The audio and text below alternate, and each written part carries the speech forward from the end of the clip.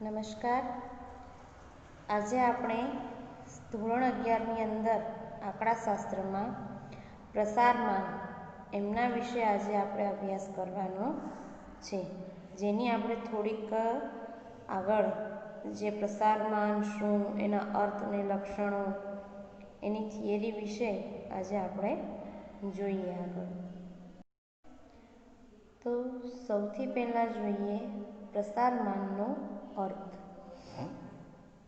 આપણે અગાઉ 3 પ્રકરણો જોયા, જેમાં ત્રણેય પ્રકરણોમાં માહિતી છે એ એકત્રિત કરી અને એનું વર્ગીકરણ, ત્યારબાદ એની કોષ્ટક રચના છે. આપણે બીજા પ્રકરણમાં એવું ત્રીજું પ્રકરણ કે તેમનું મધ્યવર્તી સ્થિતિનું માપ અને સરેરાશ જેવી બાબતોનો આપણે અભ્યાસ કર્યો. મધ્યવર્તી સ્થિતિ કે સરેરાશનું માપ કોઈ પણ માપ માહિતીનો સારાંશ કે કેન્દ્રવર્તી માહિતી રજૂ કરતું માપ છે. પણ એવું પણ બની શકે કે કેટલાક અવલોકનો સરેરાશના માપની કિંમતની ખૂબ નજીક હોય અને કેટલાક ખૂબ દૂર. તો આ સમષ્ટિમાંના એકમોના મધ્યવર્તી માપથી અવલોકનો કેવી રીતે ફેલાયેલા છે, એટલે કે પ્રસરાયેલા છે, તે જાણવાનું પણ ઉપયોગી છે. મધ્યવર્તી સ્થિતિના માપો આંકડાશાસ્ત્રીય પૃથક્કરણમાં ખૂબ જ ઉપયોગી હોવા છતાં ફક્ત આ જ માપો પૂરતા છે એવું નથી. શું કામ એવું નથી? તો આગળ આપણે એનું એક ઉદાહરણ જોઈએ. અહીંયા આ ચિત્રમાં જો તમને એક નદી દેખાય છે, સામેની બાજુ ઘર છે, આ બાજુ 4 લોકો ઊભા છે. એમાં 4 લોકોમાં મમ્મી, પપ્પા, પુત્ર ને પુત્રી. ખાસ તો આપણે હવે જોવાનું છે નદીની ઊંડાઈ. તો કે નદી વધારેમાં વધારે કેટલી ઊંડી છે? તો કે 150 સેમી. અહીંયા તમને સરેરાશ ઊંચાઈ આપેલી છે. સરેરાશ ઊંચાઈ એટલે હવે આપણને ખબર છે કે સરેરાશ એટલે શું. તો કે તમને જોતા જ ખ્યાલ આવી જાય કે પુત્ર ને પુત્રીની ઊંચાઈ ઓછી છે, માતા પિતાની વધુ છે. એમાં સૌથી વધુ પિતાની ઊંચાઈ છે. તો ચારેયની ઊંચાઈનો સરેરાશ કરી અને એને 4 વડે ભાગી એ જે કિંમત આપણને મળી છે એ છે 125, એટલે કે સરેરાશ ઊંચાઈ છે 125. તો હવે એ વ્યક્તિ છે જંગલમાં ફરવા ગયો હતો ને હવે આગળની મુસાફરી માટે એને એક નદી પાર કરવાની છે, સાથે હોડી છે નહીં. તો એ વ્યક્તિ જાણતો હતો કે નદીની સરેરાશ ઊંડાઈ 100 સેમી છે ને તેના કુટુંબના બધા સભ્યોની સરેરાશ ઊંચાઈ 125 છે. તેણે વિચાર્યું કે કોઈ પણ જોખમ વગર આ નદી પાર કરી શકશે. પણ જો એ જાણે છે કે નદીની મહત્તમ ઊંડાઈ કેટલી? તો કે 150 સેમી. સાથે સાથે અહીંયા આપણે એરો કરેલ છે પુત્ર, એની ઊંચાઈ તો કે જે 90 સેમી છે. તો 90 સેમી છે એ 150 સેમીની અંદર સમાયેલું છે, એટલે આપણને ખ્યાલ આવી જાય કે છોકરો છે એ ડૂબી જવાની શક્યતા રહે. તો આપણે અહીંયા સમજી શકીએ છીએ કે જો બધા જ નદી પાર કરવા જાય તો શું થાય? તો કે ડૂબી જવાની શક્યતા રહે. એ જ રીતે આપણે અહીંયા હવે પ્રસારમાનમાં જોઈએ તો સરેરાશ જાણવાથી, એટલે કે અહીંયા આપણી પાસે એક માપ સરેરાશનું જ હતું કે એ માપ જાણવાથી આપણને અવલોકનોના ફેલાવાની માહિતી જાણ્યા વગર દર વખતે આપણે હેતુ છે એ પાર પડી શકતો નથી. આપણે જે ત્રીજું પ્રકરણ ભણ્યા એમાં સરેરાશ માપ વિશે જ આપણે જાણતા હતા ને એ દ્વારા જ આપણે આગળ વધતા હતા. તો એ માપની અંદર દરેક માપ છે એ આપણને હેતુ જે આપણો છે નિર્ધારિત એ પાર પાડે છે એવું નથી. આપણે ઉદાહરણમાં પણ જોયું કે વ્યક્તિ સરેરાશ ઊંચાઈ દ્વારા જો નદી પાર કરે તો ડૂબી જાય. તો આ એક સામાન્ય ઉદાહરણ હતું. તો આપણા ઉદાહરણની અંદર, એટલે કે આપણા આંકડાશાસ્ત્રની અંદર આવા આંકડાના મોટા મોટા જેમ કે માથાદીઠ આવક છે, કુલ આવક છે, ગ્રોસ તો એમાં આપણે આ રીતે સરેરાશ આવક પર આપણે બધા આંકડાની ગણતરી કરી શકીએ નહીં. અહીંયા એક બીજું ઉદાહરણ પણ લીધેલું છે કે દેશની વ્યક્તિઓની સરેરાશ આવક એટલે કે માથાદીઠ આવક નહીં. સરેરાશ આવક એટલે કે માથાદીઠ આવક લોકોની આર્થિક સ્થિતિ સૂચવતું સરેરાશનું એક ખૂબ અગત્યનું માપ છે. પરંતુ આ માપ પરથી દેશના લોકોના વિવિધ વર્ગોમાં આવક કેવી રીતે વહેંચાયેલી છે તે છે અથવા વિતરિત છે તેના વિશે કોઈ નિર્દેશ મળતો નથી. વધુમાં ફક્ત આ માપ પરથી દેશના ગરીબ લોકો અને તવંગર લોકો વચ્ચે આવકની અસમાનતાનું પ્રમાણ કેટલું છે તેનો પણ ખ્યાલ આવતો નથી. આમ કોઈપણ માહિતીના અભ્યાસ માટે તેના જુદા જુદા લક્ષણો પણ આપવા જોઈએ. તો આપણે જે જાણવું છે તેમાંથી ફક્ત કેટલાક લક્ષણો મધ્ય વિશે જ મધ્યવર્તી સ્થિતિના માપો પરથી જાણી શકાય છે. પરંતુ માહિતીની વધુ સારી ગહન સમજ માટે તેના પ્રસાર એટલે કે અવલોકનોના ફેલાવાને પણ માપવું જોઈએ, જે આપણા આ પ્રકરણમાં ભણવાનું છે. સરેરાશના માપની સાથે સાથે અવલોકનોમાં ચલન દર્શાવતું માપ આવી માહિતી પૂરી પાડે છે. આ પ્રકરણમાં આપણે અવલોકનોમાં રહેલું ચલન અને સરેરાશના માપ અહીંયા લીટી કરજો અને સરેરાશના માપથી અવલોકનો કેટલા દૂર વિસ્તરેલા છે તે વિશેના અન્ય વિવિધ અભ્યાસોનો આપણે અહીં અભ્યાસ કરીશું. આગળ તમારી બુકમાં હજુ પણ ત્રીજું એક ઉદાહરણ સરેરાશની કિંમતનું આપેલું છે. એમાં આપણે કંપનીનો તમને એબીસીનો નફો આપેલ છે, જે તમે તમારી જાતે વાંચવાનું રહેશે. ત્યાર પછી માહિતીના અવલોકનોના સરેરાશના માપથી કેટલા અંતરે ફેલાયેલા કે વિસ્તરાયેલા છે એટલે કે વિસ્તરેલા છે તે માપને આપણે પ્રસારમાન કહે છે. ત્યાં લીટી કરજો. પ્રસારમાન એટલે તો કે માત્ર સમષ્ટિના અવલોકનોના ચલન વિશેનો સામાન્ય ખ્યાલ જણાવે એવું નથી, પરંતુ તે ચલન વિશેનું ચોક્કસ માપ પણ દર્શાવે છે. જુદા જુદા આંકડાશાસ્ત્રીઓએ પ્રસારમાનની વ્યાખ્યાઓ જણાવી છે. તેમાંથી સ્પીગલે જે વ્યાખ્યા આપી છે ત્યાં લીટી પણ કરજો અને આ વ્યાખ્યા પાકી પણ કરવાની છે.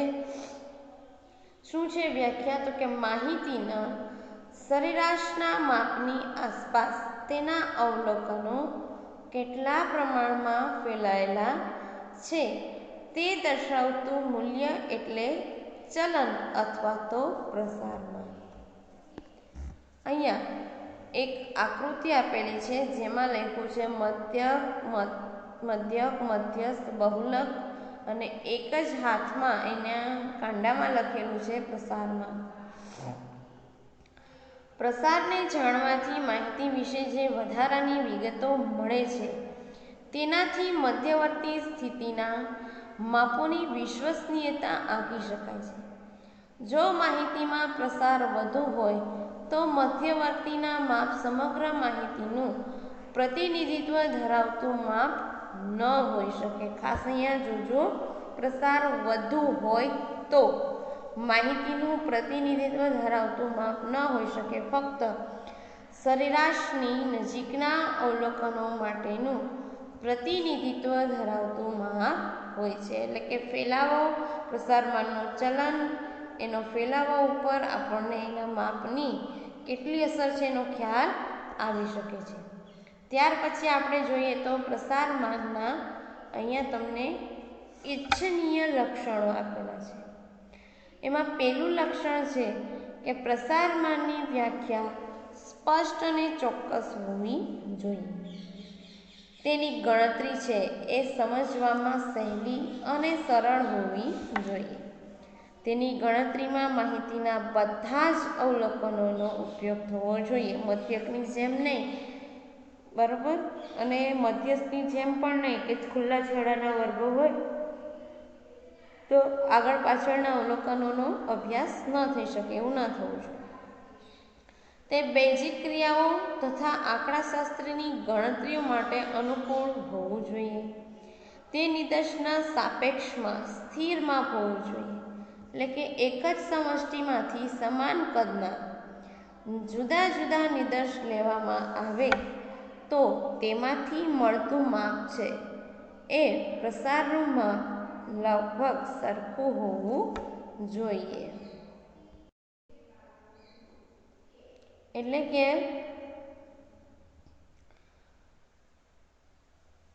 જે કંઈ માપ છે સમષ્ટિના કદમાં આપણે જુદા જુદા નિદર્શમાંથી સમાન કદના જે લઈએ છીએ તેમાં પણ આપણને પ્રસારનું માપ લગભગ સરખું મળવું જોઈએ. તેની કિંમત પર માહિતીના અતિ નાના અને અતિ મોટા અવલોકનની અસર ઓછી હોવી જોઈએ. એટલે કે આપણે મધ્યકમાં જોઈએ છીએ તો એમાં અતિ નાના અને અતિ મોટા અવલોકનોની આપણને અસર જોવા મળે છે, અને દરેક અવલોકનોમાં મધ્યક છે એ ગણતરી તો થાય છે, પણ એમાં પણ અતિ નાના અને અતિ મોટા અવલોકનોની અસર જોવા મળે છે, જે અહીંયા ઓછી હોવી જોઈએ. ત્યાર પછી પ્રસારમાનના નિરપેક્ષ અને સાપેક્ષ માપનો ખ્યાલ. આપણે નિરપેક્ષ અને સાપેક્ષ છે એ પહેલાં જ પ્રકરણથી ભણતા આવ્યા છીએ, જેમાં નિરપેક્ષ માપ એટલે શું, તો કે જે પ્રસારના માપને માહિતીના અવલોકનોના એકમ વડે દર્શાવવામાં આવે છે. માહિતીના અવલોકનોના એકમ વડે, ધ્યાનથી કરજો, તેને પ્રસારનું નિરપેક્ષ માપ કહેવામાં આવે છે.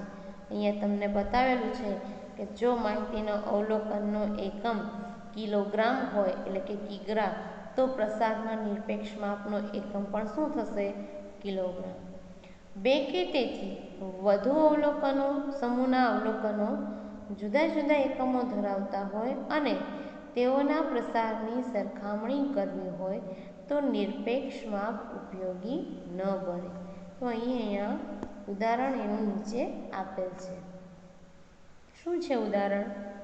તો કે ધારો કે કોઈ એક શાળાના વિદ્યાર્થીઓના વજન કિલોગ્રામમાં આપેલ છે અને ઊંચાઈ સેન્ટીમીટરમાં આપેલ છે. હવે વિદ્યાર્થીઓના વજન અને ઊંચાઈ એ માહિતીમાં શેમાં સૌથી વધુ પ્રસાર છે તે જાણવા માટે નિરપેક્ષ માપ મેળવીએ તો વજનની માહિતીમાં રહેલ પ્રસારના એકમ છે એનો નિરપેક્ષ માપનો એકમ છે એ કિલોગ્રામ થાય, જ્યારે ઊંચાઈ છે એમાં નિરપેક્ષ માપનો એકમ છે એ સેન્ટીમીટર થાય.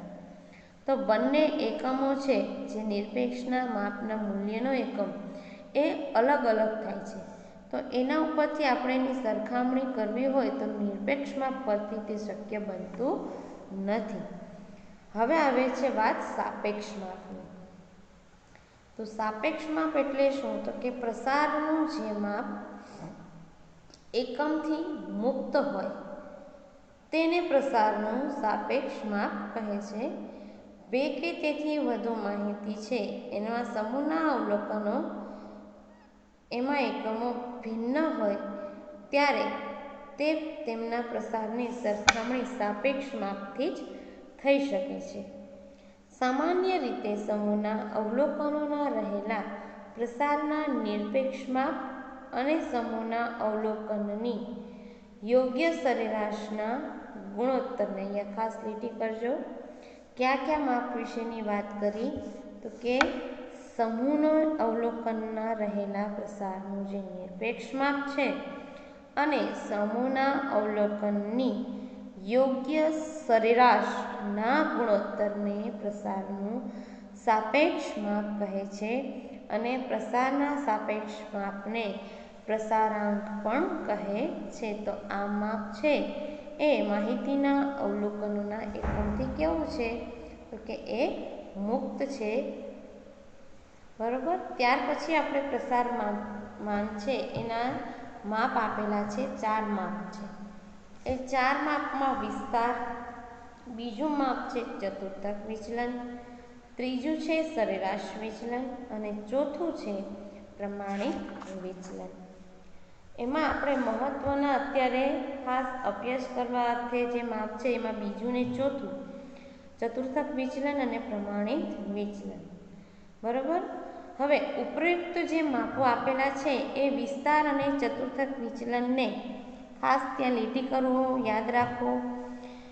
એ બે માપ છે ને એ પ્રસારના સ્થાનીય માપ છે, કારણ કે આ માપ માહિતીના ચડતા ક્રમમાં ગોઠવેલા અને અવલોકનના સ્થાન પર આધાર રાખે છે. જ્યારે સરેરાશ વિચલન અને પ્રમાણિત વિચલન એ બંને માપ છે એને આપણે શું કહીશું તો કે વિચલનોના સારાંશ દર્શાવતા માપ કહીશું.